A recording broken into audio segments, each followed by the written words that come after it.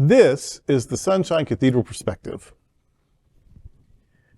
ChatGPT writes a Bible verse that is trans-affirming. Many LGBTQ plus individuals do not have a relationship with religion because of their history of exclusion among pious people. But one transgender Reddit user said they felt dejected before reading a proposed Bible verse generated by ChatGPT. As an affirming example of tolerance, the artificial intelligence responded kindly to the person's prompt. A profile named psychological_dog527 wrote on the trans subreddit that they were feeling sad for some reason. So they asked AI to write a fake biblical passage about Jesus accepting trans people. The AI-generated verse began like this: "Lord, I come to you estranged, for my spirit and body are not one. How shall I hope to enter the kingdom of God?" It concluded by saying, "Be not afraid, for in the kingdom of God there is no man nor woman, as all are one in spirit. The gates of my Father's kingdom will open for those who love and are loved, for God looks not upon the body, but the heart." Many people commented on it, and it received over 1,900 upvotes. Though the AI verse was well received, many people pointed out difficulties with religious interpretation because the Bible is an amalgam of stories compiled over time, many of which had themes likely lost in translation. Well, I've got this to say about that. That verse wasn't in the Bible, so don't worry about it. Like, it was made up. So, and I do, however, believe that it was very much in the spirit of the good news, that love is unconditional, love is all-inclusive, love is everlasting, love does not leave out anyone. And so I think that the spirit of Jesus was perfectly communicated in that, that those was created out of whole cloth. Guess what? So was everything in the Bible. It was beautiful, and it was true, and good for it.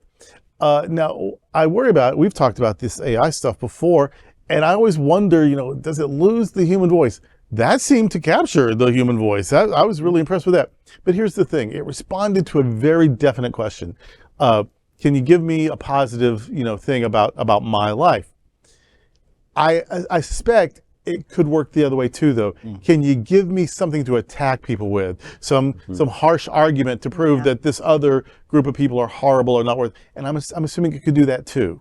And so I still am a little nervous about taking out the human element, because AI is basically a huge database, and it's just going to give you what you ask for. So I still need some reason, some compassion, some human voice in it. But in this one instance, it was a beautiful verse, and I hope it gave a lot of people a lot of comfort.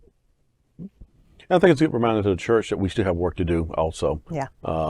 Clearly it stated, a person who was lonely and hurting, why not that person finding a spiritual place to be for whatever reason? This was their spiritual comfort in that moment. And I think it's just a reminder to the church that we have to do better at being spiritual comforters to people who are hurting, and just be mindful that this is the kind of new spirituality that people may be turning to in their time of need. Right. I think there's an awful lot about AI that we don't really know or appreciate or understand yet. If somebody is using it in order to find affirmation for their life and who they are, then yay. And is that both and? Right. It could be used again to really harm or hurt people. So there's a lot about it we don't understand yet. I think before I make a real deep comment on it, I need to learn more.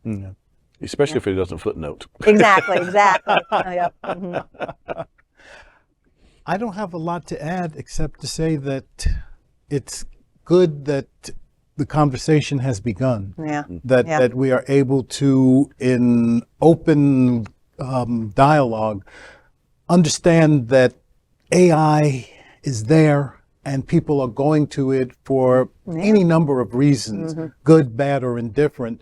And we can't ignore that it's out there, and that as a church, Sunshine Cathedral has the ability to reach tens of thousands, millions of people with a positive message that may at sometimes contradict something that somebody got from AI, some negative message where we can remind them, well, that's not the whole story. Right. Let us share with you some of the good things that can happen from being who you are. So AI has its place and it's not going anywhere. Right. And we, like Reverend Robert said, have an obligation to continue that conversation, to continue the message. Right. I do want to say two things. One is that people, when you respond out of fear and out of panic, you make a lot of mistakes. So maybe that's why Jesus said, "Let not your hearts be troubled, neither let them be afraid." So let's don't just sink into fear and knee-jerk reactions. Always, see how we can oppose things, or like the people on the panel said, let's look into this. Let's learn more about it. There might be some good and some bad. Let's find the good and use the good. But fear is not our best plan ever. No. And secondly, this story for me is less about AI than it is about the person who felt they needed, as Robert was saying, they needed to turn to AI. Yeah. They didn't have a theologian, a chaplain, a pastor, a rabbi, a spiritual teacher, a spiritual counselor to turn to. They had to go to artificial intelligence. Shame on us. Shame on us for either being mean or being silent or being hidden. We need to be shouting from the rooftops good news. And the good news for this person, this Reddit person, and for anyone watching today, is that you are God's miracle and not God's mistake. Amen. Yes. That you are part and parcel of God. That you are part of the wonderful diversity of life. You're part of God's rainbow diversity. That you're part of the creation that God looks at and calls very good. And so I'm sorry for anyone who had to get that from a database.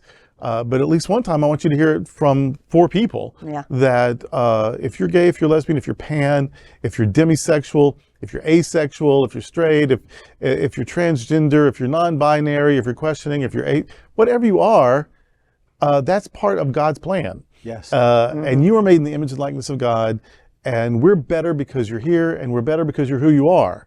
Yes. And you heard that from real people today. I like that. We are excited to tell you about our next adventure with our Global Fellowship.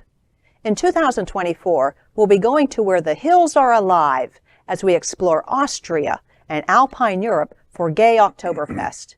Space is extremely limited, so make sure to go to happeningout.travel/sunshine to reserve your space now. Would you like to join the Queer God Squad on a special winter cruise in 2024? Well, now you can. You will visit Cozumel, Mexico, Grand Cayman, and Ocho Rios, and you can even add an open bar and Wi-Fi. Join us by going to happeningout.travel/sunshine.